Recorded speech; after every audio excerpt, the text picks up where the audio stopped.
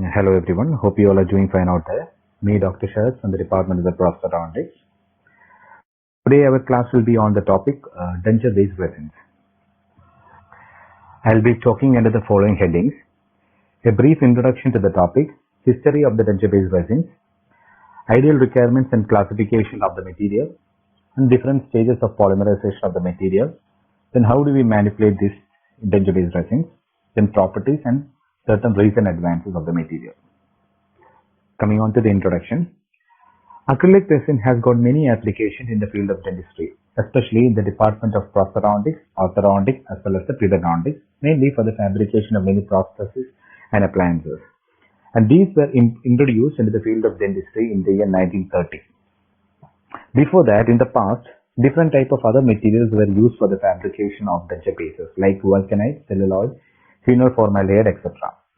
This acrylic resin has got few drawbacks like residual monomer energy, brittleness on impact, etc. Even though this material has got these certain limitations, they are still the most widely used denture-based material till date. So coming on to the definition, what is a denture-based material? So we can divide the term denture-based material into two, that is a denture base and resins.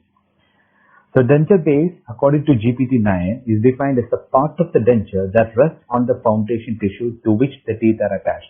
That is, the denture area which is resting on the residual alveolar ridge surface. That is called the denture base.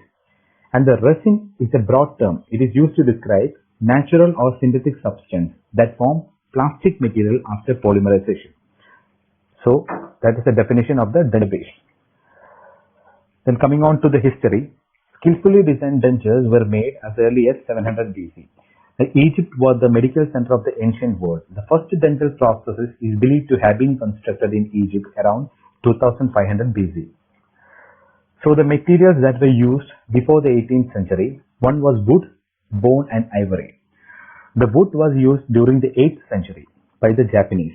So they were the masters of wood carving, and these dentures were carved from sweet-smelling species. Then second one is the bone. So it was during the 17th century, Thierry Fauchard, he used the human teeth or animal teeth and he carved the dentures from a single piece of bone. And third one is the ivory one. So the block of ivory was shaped with a drill and engraving blades.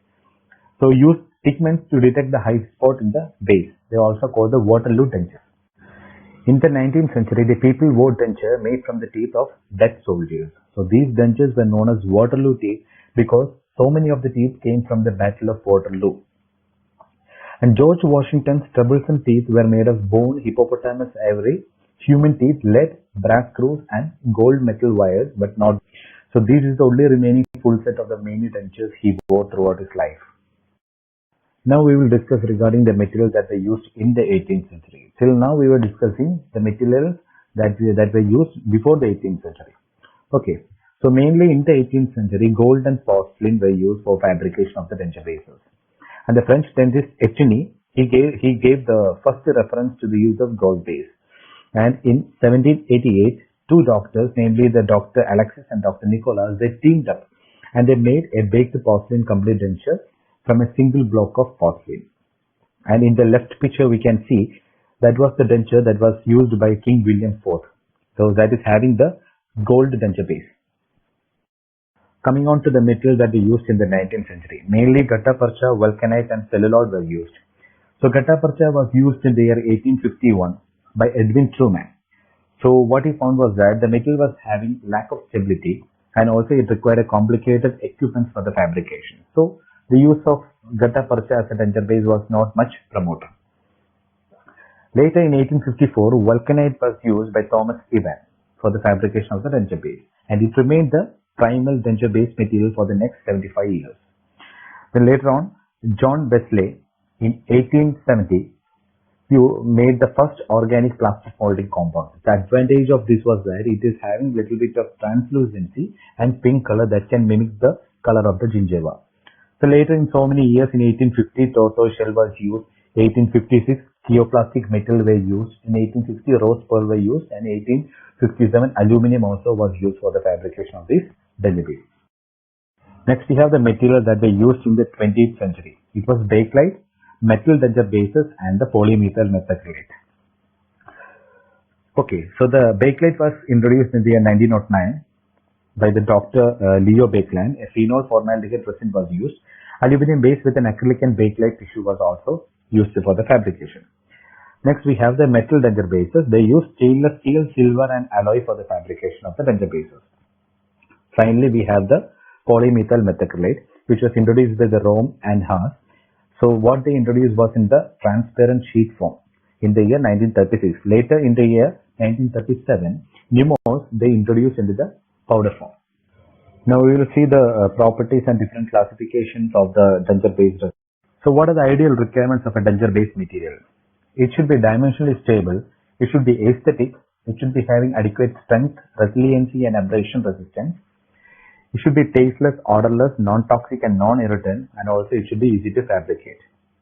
Coming on to what are the uses of a denture-based material? Mainly for the fabrication of the dentures, for the fabrication of artificial teeth, for the fabrication of different types of orthodontic and periodontic appliances.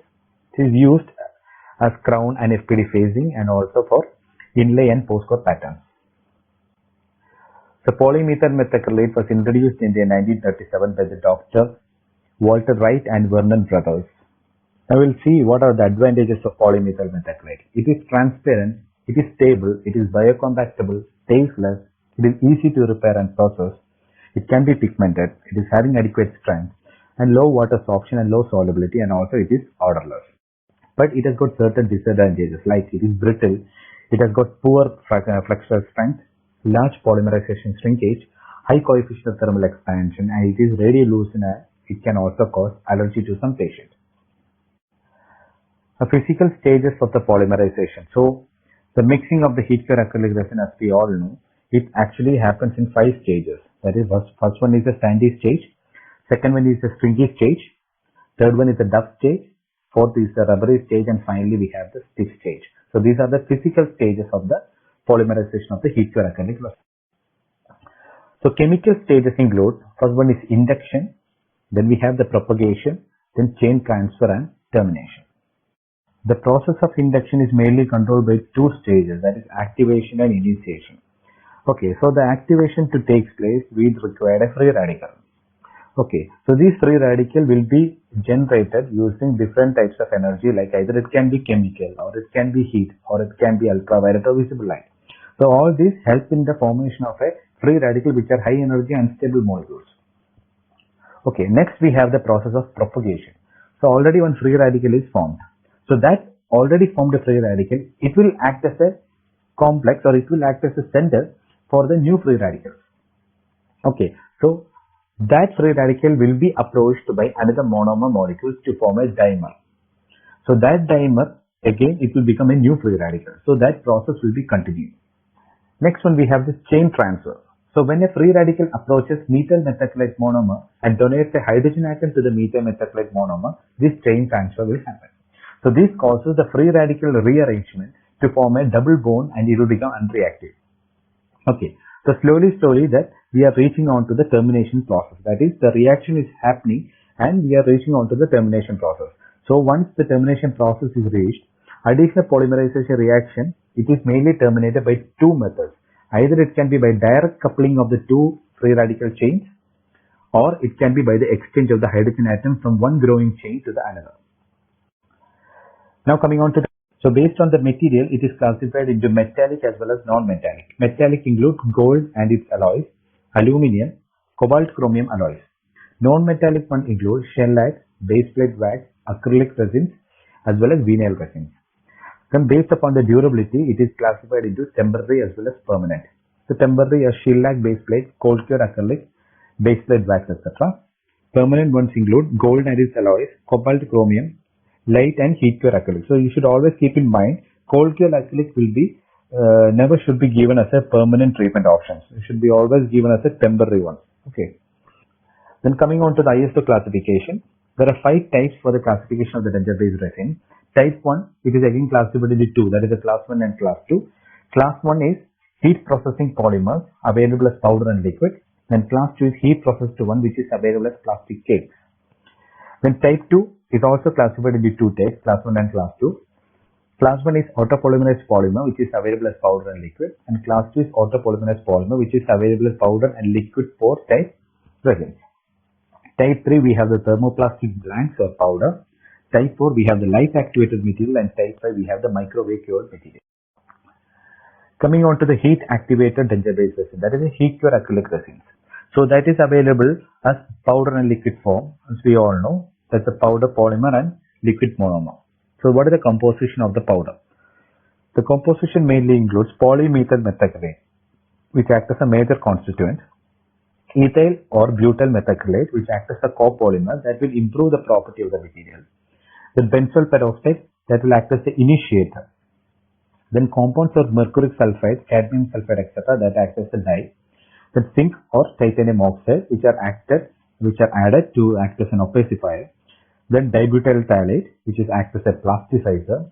Then organic fillers like glass fibers, zirconium silicate, aluminium, etc. So that will improve the physical property like stiffness of the material. Next, we have the dyed synthetic nylons or acrylic fibers, which are added to simulate the small capillaries. Coming on to the composition of the liquid, we have the methyl methacrylate, which will help in plasticizing the polymer. Dimethyl phthalate, which acts as a plasticizer. Glycol dimethacrylate, which is added as a cross-linking agent in order to reduce the crazing, and hydroxyquinone, which acts as an inhibitor that will prevent the premature polymerization of the resin. And the heat cure denture base resin is used in the fabrication of nearly all denture bases, and it has got advantages like it is rigid and accurate, it is stable and not subject to distortion. Disadvantages include it requires considerable time for the fabrication, and it is little bit expensive compared to the other cold cure ones. So manipulation includes two methods, that is a compression molding technique as well as an injection molding technique. So compression molding technique, so these are the different steps in the fabrication of the denture using compression molding technique. First one is the preparation of the wax denture pattern, preparation of the molds, selection of appropriate separating medium, taking proper polymer to monomer ratio, then formation of dough, working time, then packing, polymerization procedure, temperature rise, and final polymerization cycle. Different type of flask are available for the flasking procedure for the fabrication of the denture. Here we have the three-part flask, that is, it will be having three components or three compartments. First picture shows the lower compartment, second one shows the middle compartment, and third one is the upper one or the upper lid. Okay. 4-part flask is also available. So what all preparation we should do before flasking procedure? So once the teeth arrangement is done, we should do proper finishing of the teeth arrangement. So after that, the periphery of the denture bases should be sealed using wax. Okay. Then we will apply separating medium, that is, here we will be using the petroleum jelly. The petroleum jelly will be applied onto the cast and also onto the inner surface of the flask. Okay. So after that, the plaster model, it will be wetted and it will be mixed or soaked in a slurry water. Now we'll see regarding the preparation of the mold. So after the application of the petroleum jelly onto the inner surface of the flask and also on the cast, a freshly mixed stone will be poured onto the lower compartment of the flask. Then the cast will be placed onto the mix. Then the stone will be contoured around the cast and it will be allowed to set. So after the initial set, coating with the separating medium will be done. So once the separating medium is hardened, we will place the second compartment of the flask and we will pour the rest of the stone. And this stone what we are adding, we won't be filling it till the brim. Only till 1/4 of the flask only will be filling it. So after that, the initial and occlusive surface will be slightly exposed and it will be allowed to set. After that, separating medium will be applied and additional increments of the stone will be added, and the lid is gently tapped to place and pressure is applied with a pressure clamp.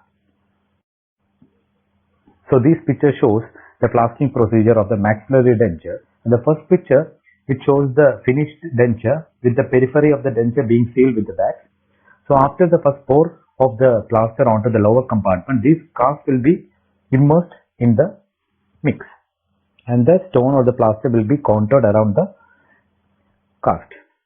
So when viewing from the side, the occlusal plane of the denture should be parallel to the base of the flask, and also when viewing from the top, the periphery of the flask should be in level with the rim of the flask. And this picture shows the same procedure for the mandibular denture. In the mandible, one thing we should keep in mind is the retromolar pad and the tuberosity. It should be protected.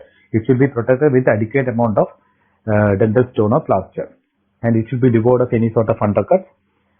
And the shaping of the stone, it can be done using a blade or a knife. And the distance from the top lid till the incisor lid should be 6 mm. So after that, the lid will be applied, it will be placed, and the pressure will be applied using a pressure clamp.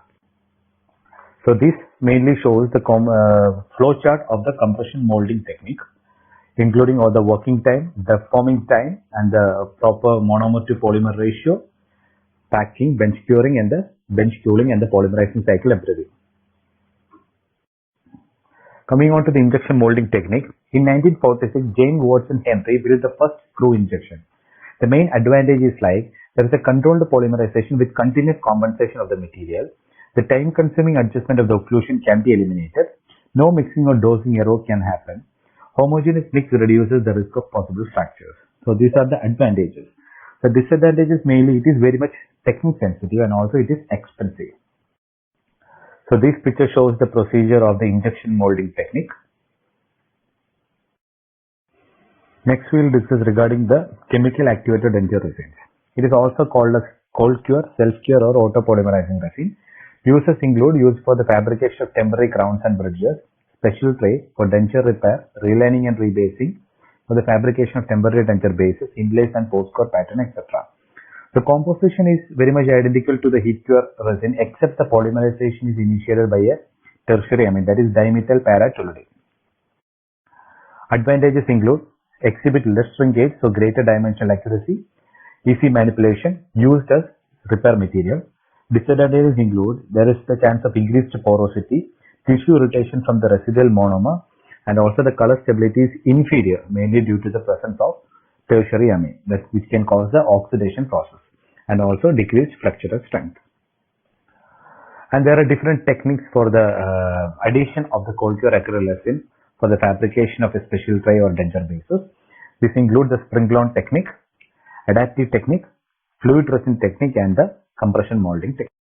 Here we can see the spring-load technique and the finger-adapted Duff method for the fabrication of the denture base. The spring-load technique is most commonly used in the clinic. Here we will be adding the polymer powder and monomer liquid in an alternate fashion. But the main disadvantage is using these techniques that there can be chances of porosity because of the evaporation of the monomer. The second one we have is the finger-adapted Duff method. Here we will be mixing the polymer as well as monomer outside in a dapping dish. So once it reaches the Duff method, we'll take it out and we'll adapt it over the cast. And that's why it is called the finger adapted Duff method. So excess material is there before the final polymerization. We can trim it out using, or we can cut it out using a sharp BP blade. The next one we have is the fluid resin technique. Here actually what we do is like we will attach the cast onto the lower part of the flask. Over that, we'll add the reversible hydroxide impression material. Once the impression material is hardened, we'll take out the cast. Then we will make screws and vents onto the one portion of the denture, one portion of the mold. Through the hole that we have created, we'll pour the fluid resin and it will be placed in a pressurized chamber at room temperature with an air pressure of 0.1 to 0.2 megapascal. And the polymerization usually takes place in between 30 to 45 minutes. Next one is the light activated materials. The major constituent is the polyether urethane dimethacrylate. Photoinitiator is the camphoraquinone. Amine, that is mainly the dimethyl aminoethyl methacrylate, which acts as the photoactivator. And the fillers like inorganic and organic fillers, namely the silicon dioxide and acrylic resin beads are used. And monomer are high molecular weight acrylic resins. The light source used is UV light, that is argon laser. In the light curing chamber, it will be kept almost like 10 minutes. The advantages include less porosity, extended working time, in vivo also used. The lightweight, no allergic reaction, free of methyl methacrylate and non-toxic, reduced polymerization shrinkage. Disadvantages include it requires high artistic skill, it is technique sensitive and time consuming. Next one we have the microwave cured material. Nish was the first person to use this microwave energy to polymerize the denture base in 400 watts microwave oven for 2.5 minutes. Advantages include least curing time, that is it will cure within 3 minutes.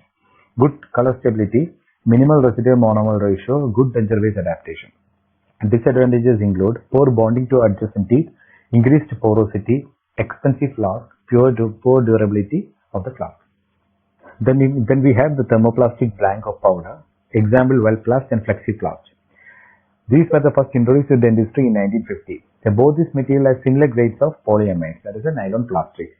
Advantages include good retention, but disadvantages is like this acrylic teeth, it do not bond chemically with the flexible denture base. And also there are chances of discolorization. The material is available in two forms, as pre-packaged cartridges or as blanks. This thermoplastic material is first converted into a fluid form, and it is plasticized at a temperature of 550 to 560 degree Fahrenheit for 15 to 20 minutes in an electric catalyst furnace. Then this material is manipulated by the injection molding technique. So this picture shows the thermoplastic material. Coming on to errors. First one is the porosity. That is, the presence of surface or subsurface voids can compromise the physical, aesthetic and hygienic property of the processed denture bases. So this porosity can either be present on the outside or either be present on the body or inside of the prosthesis. So these are called the external porosity and internal porosity. The causes of external porosity is the lack of homogeneity of the material, that is the monomer and the powder, and also lack of the adequate pressure. So these can be avoided by taking proper powder to liquid ratio, mixing adequate amount of the material. Next one we have is the internal porosity. So internal porosity happens mainly because of the evaporation of the monomer when the temperature of the resin increased above the boiling point of the monomer. Okay, so this can be avoided by long and low temperature curing cycle. Next we have is the crazing. The crazing is the formation of surface crack on the denture base resin. The main cause include the incorporation of stress, attack by the solvent, or incorporation of water during processing. So it can be prevented by the avoidance of solvent, proper use of the separating media, metal mold, and use of cross-linked acrylic. So next is the denture warpage. So this is the change in the shape or fit of a denture. This most commonly we can see in our clinics. The main cause includes incorporation of stress in denture, packing in late duff or rubbery case, stress induced during curing, improper deflasking, rise in temperature while polishing, immersion of the processed denture in hot water. Coming on to the polymerization shrinkage, it is partially explained by a volumetric decrease arising from the conversion of the van der Waals bond into covalent bonds. So the density of the monomer, it changes from 0.9 to 1.19 grams per centimeter. So these result in a volumetric shrinkage of almost 21%. By using a proper ratio of 3:1 of polymer to monomer, the volumetric shrinkage it can be reduced to about 7%. Now we'll see certain advancements in the denture resin material. First one is the resin with modified chemical structure. Next one we have the reinforced resin, that is a high impact resin or the fiber reinforced one. Then hypoallergic resins, Enigma gum tonics. First one is the high impact resins. It is a rubber reinforced, mainly butadiene styrene polymethyl methacrylate. That is a butadiene styrene reinforced ones. So that's the rubber reinforced ones. Here the rubber particle will be grafted to the methyl methacrylate for the proper bonding with the polymethyl methacrylate.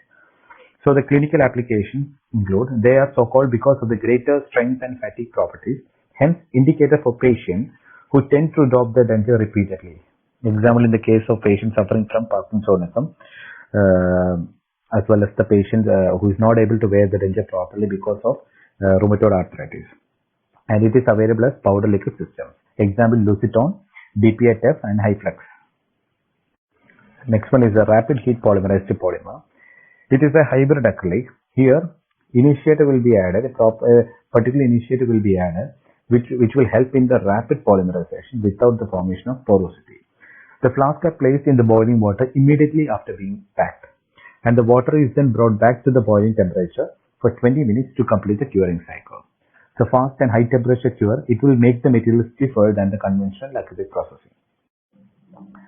Next is the radio-opaque dentures. The main disadvantage of polymethyl methacrylate, that's the conventional way that we're using, is the radiolucency of the material. So there are chances like these denture wearer patients, most of the patients, as we all know, are the geriatric group of patients. So there are chances they can ingest or inhale this prosthesis. So even with the sophisticated ultrasonic techniques, it is very difficult for the detection of the prosthesis inside the patient's body. So if you are making it very opaque, it will become very much easy for the detection of the location of the denture. So the next one we have is the hypoallergenic type of resins. So these materials exhibit lower residual monomer content than the polymethyl methacrylate because there are certain patients who are allergic to the monomer content of the acrylic resins. So light activated indirect composite containing urethane dimethacrylate is an alternative to the polymethyl methacrylate for patients hypersensitive to the polymethyl methacrylate. So here we have is the cytocompatible antifungal resins. Okay, so onto these resins, antifungal agents will be added, which will inhibit the formation of the Candida albicans and the prevention of the denture stomatitis. The polymethyl methacrylate silver nanoparticle discs were formulated with commercial acrylic resins. Next is the reinforced denture-based resins. These reinforced are metal reinforced denture-based resins. The metal used are cast gold, aluminum, and chrome-based alloys. Advantages include thermal conductivity, minimum bulk, and more strength with high dimensional stability. But the disadvantages include it is very much heavy because of the weight of the metal and inability of being rebased, poor aesthetics, and non-economical. So next one we have is the fiber reinforced resin. So various fibers can be added like carbon, kelvar, glass, and nylon in order to improve their flexibility, and available in two forms, that is mesh form and fiber form. Advantages include high impact strength, high modulus of elasticity, and disadvantages include there is a decreased transfer strength, finishing and polishing become difficult, and also does not bond well with the resins. Next one is the Nesmith RPD. It's a one modification of the Wellsplash partial denture which replaces 1 to 3 teeth. The procedure will be completed in very short appointments, less cost and easy to get used to, and very realistic appearance to the removal processes. So next one we have is the PEEK material. There is a polyether ether ketone which is belonging to the PAEK family, that is a polyaryl ether ketone family. It was introduced in the 1992. It has got the potential to replace the metallic and ceramic in the dental application. The main advantage of this is like the modulus of elasticity of this material is closest to that of human cortical bone. So it can replace the titanium for the fabrication of the implant. And also the ceramic modified PEEK are gentler to the enamel, and due to its low plaque retentive property, it promotes a healthy periodontium. But major disadvantages include like this is bit costly compared to the normal other material that they are using. And this picture shows the use of PEEK for the fabrication of the removal process and also as an implant material. And this picture shows the biomedical application of the PEEK material can be used for the fabrication of the craniofacial processes and also in orthopedics for the correction of the joints. Next is the Enigma gum toning. It's a custom-made matching of the natural gingival tissue using Enigma color tones. It gives extra confidence to the patient in appearance of the denture. It is available in different colors like ivory, light pink, natural pink, dark pink, and light brown, etc. The different colors are mixed to get the desired gum tones. So here what we have is the digital dentures. So these are the latest method of fabrication of the dentures. So here we won't be even taking an impression of the patient. What we do is like you're using an intraoral scanner. We will scan the intraoral hard and soft tissue of the patient, and this will be fed to a computer with a proper software which is able to replicate and make it as a positive replica of the patient's mouth. Then the planning of the prosthesis, everything will be done within the computer only, and the 3D printing of the denture will be done and it will be delivered to the patient. Next we have is the biofunctional prosthetic system or BPS system. So it is a standardized system for the fabrication of high quality removal or complete dentures. BPS is a system designed to work with the body in a biologically harmonious way, maximizing the function and giving comfort and natural appearance to the patient. The BPS system uses a controlled heat or pressure polymerizing procedure, during which time the exact amount of material flows into the flask to compensate for the shrinkage, which ensures a perfect fit. So these are my references. Thank you all.